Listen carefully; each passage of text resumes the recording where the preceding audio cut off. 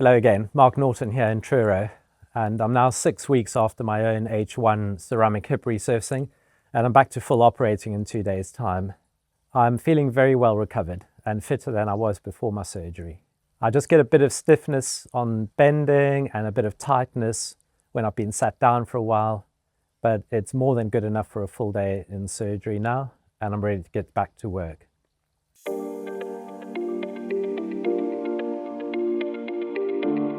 So in this episode, we're talking about the day of surgery itself. The surgery day can feel very daunting, and I commonly see people arriving for their operation absolutely terrified. Hopefully, you've been following the video series and taken my advice, and you should feel extremely well prepared for this day. I think sometimes people are anxious because of their own personal previous experience or that of somebody they know, but more commonly it's fear of the unknown. So I'm going to explain every detail of what happens and hope that that knowledge really helps remove the fear of the unknown for you. I'm going to walk you through exactly what happens, when and by whom, from my own experience, so you know precisely what to expect. Okay, so this is from my own experience and from seeing thousands of patients over the years. And the day will actually feel surprisingly calm and organized once you arrive in the hospital. Just remember that for you, this is a unique experience, but for the team dealing with you, it's routine. It's something they do thousands of times a year, so they're all extremely skilled and practiced at it. For them, there's nothing much more routine in their job than getting somebody ready for hip surgery. You'll be on a well-trodden and well-oiled treadmill, which should feel calm, smooth, and highly practiced. Now, the evidence from enhanced recovery programs and NICE guidelines show that clear information and early mobilization after a spinal anesthetic leads to faster recovery, lower complication rates, and shorter hospital stays, which is exactly why modern hip resurfacing protocols are designed this way. You'll have had your pre-op instructions, so you'll have had your last food and milky drinks before the cutoff time. You may be called in very early for check-in, so give yourself plenty of time to have your last shower with your antiseptic wash, put on completely clean clothes to avoid taking bacteria into your room with you, grab your pre-packed bag, your paperwork, your medication, and any aids you're taking with you, and get yourself in. You'll usually be asked to arrive before 7:30 a.m. for a morning operation, but if you're being operated later in the day, it may be around midday, so read your admission paperwork carefully. You'll be checked in at a reception. There'll be a lot of other people also being checked in. Most hospitals have multiple operating theatres, so reception can be very busy. Arrive early to get ahead of the queue, and you'll get taken to your room earlier when you can settle in. Either one of the clerical team hosts or a nurse will take you to your ward or room. They'll show you around the room, so be prepared to ask how things work if you aren't sure. You'll then be left on your own for a variable amount of time, depending on where you are on the operating list. Your nurse will be able to see where you are on the list and should be able to give you an idea of your surgery time if you ask them. If you're first up, things will happen reasonably quickly, but if you're later on the list, nothing will happen for quite a while. So grab your book, settle down, relax. They won't forget about you. They're just busy getting people ready who are ahead of you on the list. At some point, a nurse will wheel in a computer to go through your paperwork, check your pulse, your oxygen levels, and blood pressure, and confirm that you haven't eaten or drunk anything and when you stopped. They'll also go through your medication list, and you should offer them your usual medication, which I advise you to take in with you. They may take your medication for safekeeping to avoid any duplication of medication, or they may just ask you to put them away in your bag. If any of your blood results were previously a little bit off and the anaesthetist wants them checked again on admission, you may have some more blood samples taken. The physio will come and meet you to explain their role and the exercises which they'll do with you after your surgery. Your surgeon will visit you on the ward to say hi, check that you're definitely ready to go ahead and that you haven't changed your mind or your symptoms have got better. If they have, make sure you tell them. They'll be ready to answer any last questions you may have. They'll take your signed consent form from you. You should have this ready for them, and you should have already signed it unless you've got any questions about the risks. If you've got any cuts or scratches on you, make sure that you tell your surgeon at this point. They'll then mark the correct hip with an indelible pen marker. This is a mandatory safety step to prevent wrong site surgery, so don't let them go out of the room without marking you up. They'll only have to come back and do it later. The anaesthetist will also visit you on the ward. You won't have met them before, so they'll introduce themselves and explain what they're going to do. By far the most common and successful anesthetic for hip surgery is a spinal anesthetic combined with sedation. I strongly recommend this for all of my patients, and it's what I had. It gives the surgeon the best combination of muscle relaxation and bleeding reduction to be able to do the operation well for you. And it also means that you have fantastic pain relief for hours after the surgery, rather than waking up in instant pain, which is what can happen with a general. Ask the anaesthetist about a spinal if they're talking about giving you a general. You may be given a mild sedative pre-med if you're extremely anxious, but most people, including me, just don't need one. Your nurse will tell you when it's time to get into your theatre kit. This is the back opening gown, the compression socks, and the hospital knickers, those lovely netting ones, and nothing else. Once you've got that on, make sure that you stay warm. We don't want you coming to theatre cold, so put more clothes back on if you need to. Next, you'll be collected from your room. There's a long checklist that the theatre team will do with your nurse before they collect you. They'll check that your armband matches up with whom you are. They'll also ask you what operation you're having and a whole lot of personal details. You'll then stay on your room bed, and your nurse and the theatre porter will drive you down to the operating theatre. So enjoy the ride. You're taken into the anaesthetic room, which is a room that is separate from the main operating theatre. You'll get off your own bed and you'll climb onto the operating table yourself. The anaesthetic practitioner who's assisting the anaesthetist will then attach the heart monitoring leads to your chest whilst you're awake. You'll have an intravenous catheter. That's a needle that's put into your arm for fluid and medication. You'll then be asked to sit, either bending forward or you'll lie on your side so that the anaesthetist can do your spinal injection. That's with your knees bent up if you're on your side. This should only take a couple of minutes, but it can take longer if it's difficult. It may even be more than one attempt if you've had previous spinal surgery or you have back arthritis. I don't have either, and my anaesthetist took 3 goes before he got my spinal in. So that's quite common. It's not pain-free. It feels like a very, very sharp scratch in your low back. But once it's in, there's then a warm sensation down your legs as your legs first start to go heavy and then they become numb.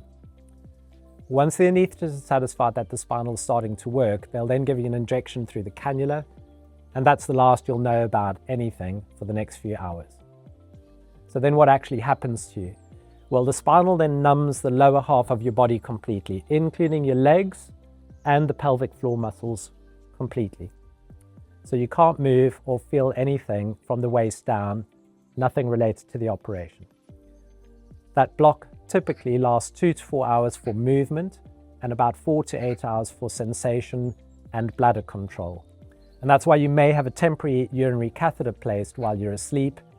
It's usually removed the same day or the next morning once your sensation returns. Sometimes a catheter isn't used, and I didn't have one. It depends on the hospital. The spinal also reduces bleeding during surgery and lowers the risk of blood clots compared with a general anesthetic.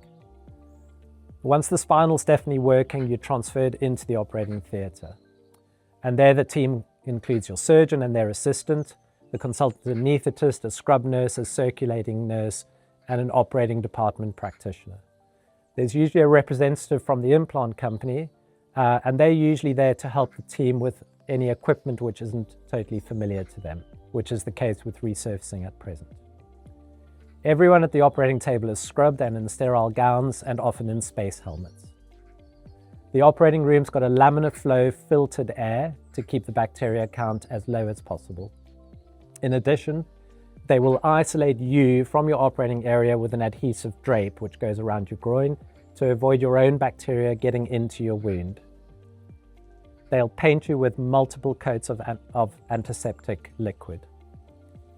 Then the procedure itself takes about 60 to 90 minutes for a ceramic hip resurfacing. The incision's made on the side of your hip, slightly forward for an anterior approach and slightly more to the back for a posterior approach. And will be up to about 30 centimeters long for a resurfacing.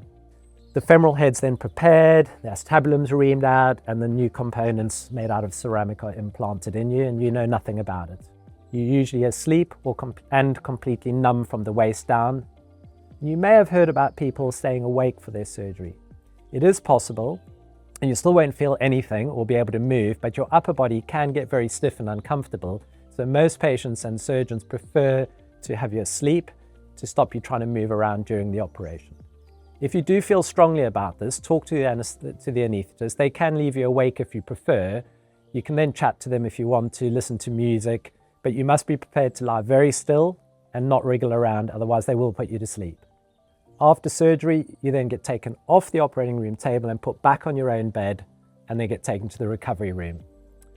You stay there for about an hour, where your recovery nurses monitor your blood pressure, your oxygen levels, and your pain. Once they're all stable, you get taken back to the ward. You will definitely be awake in the recovery room, and you will be chatting to the team. You may even be seen by the anaesthetist and talk to your surgeon. But the anesthetic drugs have a weird effect on your memory, and you may have absolutely no recollection of this part of the day. I didn't, absolutely nothing. So most modern protocols, including those at high volume centers like the Dutchie, encourage you to stand and take your first steps the same day, often trying to get you home the same day. This is usually within 4 to 6 hours of leaving the operating room. This is possible because the spinal wears off gradually, and early weight bearing has been shown in multiple studies to improve circulation, reduce blood clot risks, and speed overall recovery. So I had exactly this experience. The spinal felt really strange when my legs went warm, then heavy, and then numb, but I had no pain at all during or after the operation. When my legs came back to life and I could bend them, I was then got up and stood out of bed. Now, I didn't have a catheter, and so I had absolutely no sense of my pelvic floor or my genital area. So there was a small accident when I stood up, which is extremely normal and common and nothing to be embarrassed about. Your nursing team are very familiar with this type of problem. The pelvic floor numbness meant I couldn't feel when I needed to go to the toilet, and in fact, genital sensation was the very last thing to return, which was a bit of a surprise. Patients don't really talk about that, so be aware. Trying to pass urine was interesting, as your bladder muscles are not working, so you have to squeeze with your stomach muscles until everything comes back to normal. So I stood and took my first steps that same afternoon with the physios, which felt a bit surreal, but was a very big confidence boost. I got as far as getting to the toilet, and then I went a bit faint, so I had to sit down on the loo for a while until I felt well enough to get back up and then walk back to the bed. I had a low-carb lunch, but my Lingo glucose monitor actually showed that I had quite a big glucose spike, as I mentioned in my nutrition episode. That was a bit of a surprise, and I'm sure it would have been much worse if I had had the carb-loaded sandwiches or fish and chips. So try to keep low-carb food going after the surgery. And this is because of the dexamethasone drug, which is given for pain relief and to relieve nausea.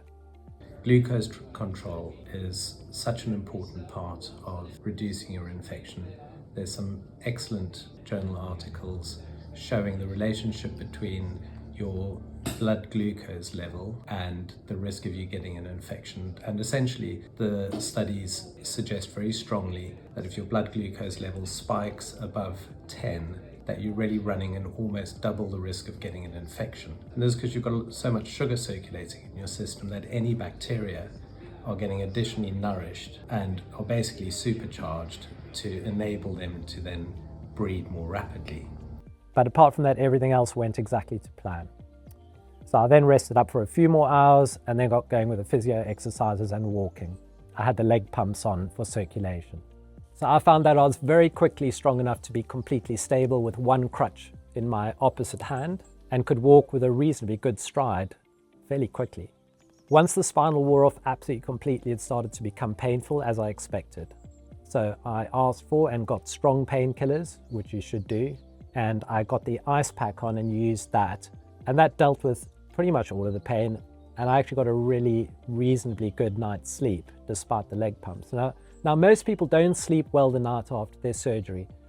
Hospitals can be quite noisy, and the leg pumps which are fitted can make quite a bit of noise, and you can feel them. So they do tend to keep you awake, but you do have the next 6 weeks to catch up on your sleep, so don't worry about it. So for me, the big day went very smoothly, apart from the small accident, and it can do for you too if you are well prepared. So that's it for the day. The next episode, I'll go through the first 3 days post-op, pain relief, bowel and bladder recovery, standing, walking, blood clot prevention, swelling and bruising. They're the toughest 3 days, so I hope you'll tune in for that one. And we had a 7-hour drive yesterday afternoon from London back to Cornwall, and last night was rough. If you've got any questions about the day itself, drop them in the comments, like and subscribe if the series is helping, and share it with friends who may need this information for their own surgery. As always, discuss everything with your own doctor or your hospital team. Your situation may be very different than mine, and the way your hospital functions, particularly if it's not in the UK, may actually be quite different. A lot of hospitals will try and get you home on the same day, and that's absolutely fine as long as they're set up for that. So, see you next time. Take care.